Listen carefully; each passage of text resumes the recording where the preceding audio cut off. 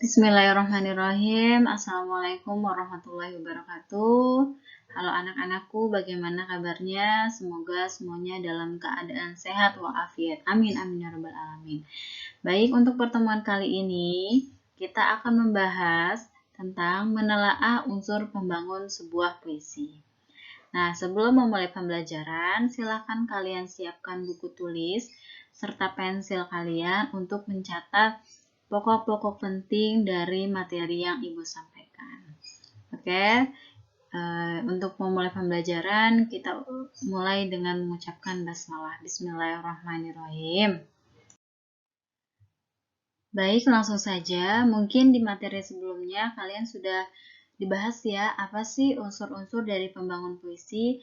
Jadi Ibu ingatkan kembali, unsur pembangun puisi itu ada dua, yaitu unsur fisik dan juga unsur batin. Baik, kita bahas secara satu-satu. Yang pertama ini dari unsur fisik. Unsur fisik dari sebuah puisi itu ada diksi, citraan, rima, majas, kata konkret, dan juga tipografi. Nah, sekarang kita bahas diksi. Diksi itu adalah pilihan kata. Bagaimana sih seorang penulis ini dalam memilih kata-kata yang tepat, kata-kata yang sesuai dengan tema yang dia tulis. Nah, untuk tipografi. Tipografi itu adalah bentuk penyusunan baris ataupun bait dalam sebuah puisi. Nah, jadi kalau tipografi itu bentuknya, bentuk si puisi tersebut. Lalu ada yang namanya citraan. Citraan ini adalah gambar imajinasi yang disampaikan oleh sang penulis dalam setiap pilihan kata. Dan ini juga efeknya itu untuk mempengaruhi sang pembaca. Apa sih efek dari puisi tersebut dalam pemilihan kata tersebut? Apakah sang pembaca jadi merasa ikut terbawa suasana, sedihkah, senangkah? Nah, itu sangat berpengaruh dalam pemilihan citraan. Selanjutnya itu ada kata konkret. Kata konkret itu adalah penggunaan kata-kata yang tepat, maknanya atau bermakna denotasi. Selanjutnya ada rima. Rima itu adalah pengulangan bunyi yang berselang, baik dalam lirik sajak maupun pada akhir lirik sajak. Nah, rima ini juga merupakan unsur penting dalam sebuah puisi. Melalui rima, keindahan suatu puisi itu tercipta. Nah, misalnya nih, contoh rima itu misalnya akhirannya itu A, B, atau AB, AB. Nah, itu adalah contoh dari sebuah rima. Pokoknya kalau rima itu dilihat akhiran dari si bait puisinya. Bait puisinya itu akhirannya apa? AK atau AB atau BB. Nah, itu yang namanya rima.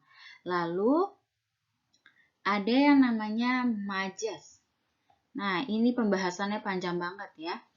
Majas itu adalah gaya bahasa yang digunakan untuk menyanding atau membandingkan objek dengan objek lain melalui proses penyamanan, pelebihan, atau penggantian.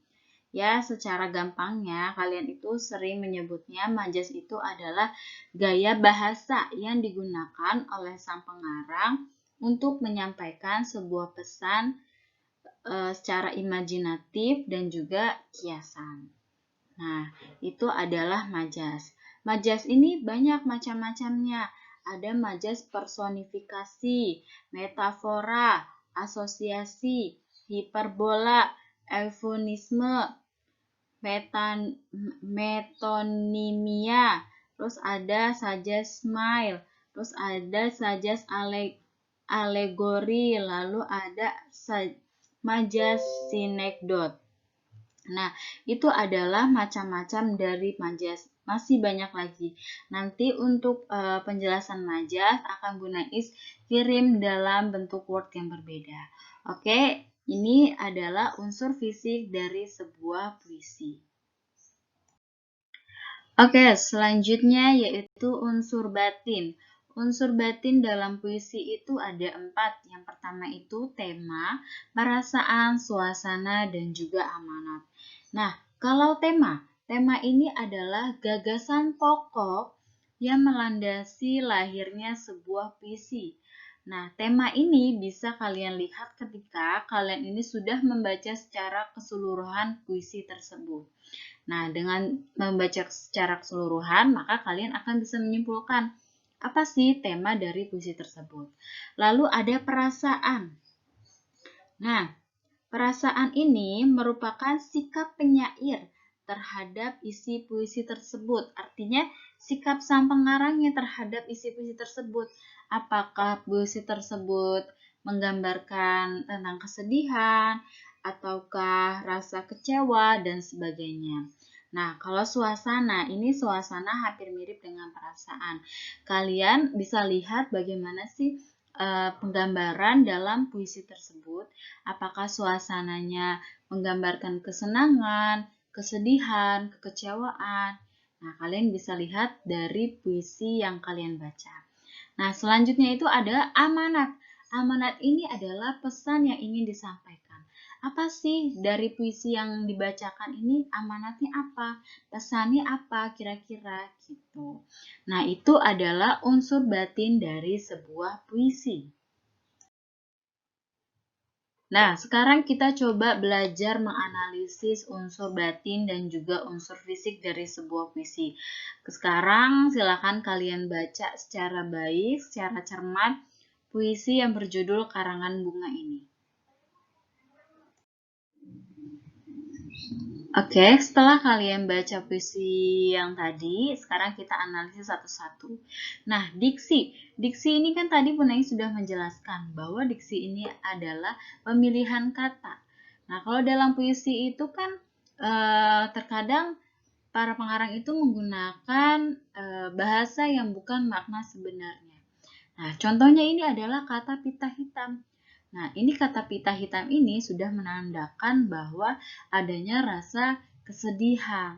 Nah, itu adalah diksi atau pemilihan kata dari sebuah puisi yang tadi sudah dianalisis. Lalu tipografi. Tipografi itu kan Bu Nais tadi bilang bagaimana sih bentuk dari puisinya itu. Lalu di sini dijelaskan bahwa puisinya itu terdiri dari 2 bait.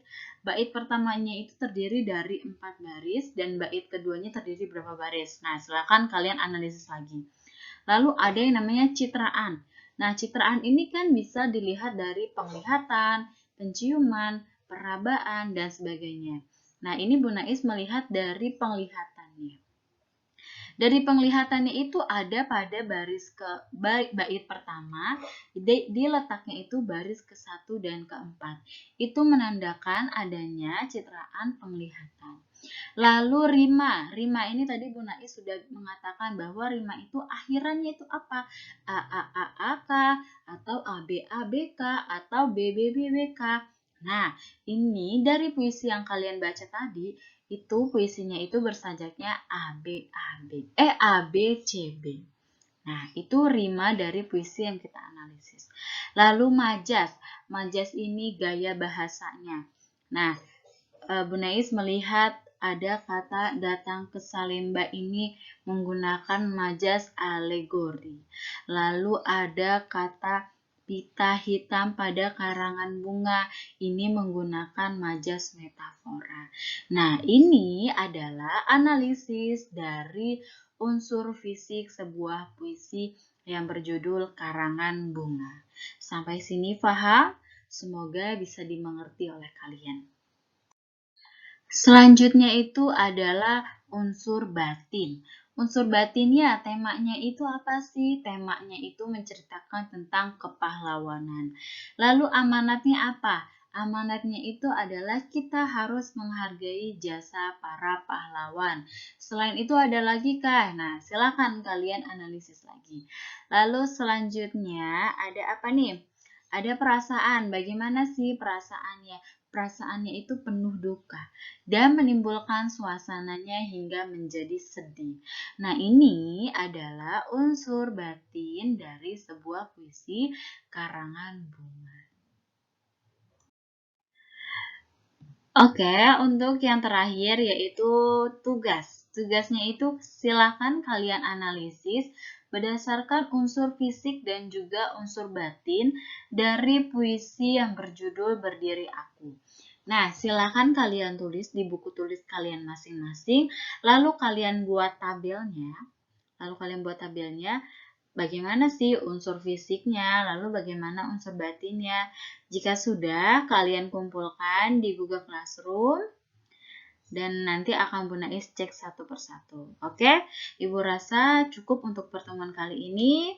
Kurang lebihnya mohon maaf. Wassalamualaikum warahmatullahi wabarakatuh. Semoga kalian sehat selalu. Amin, amin ya rabbal alamin.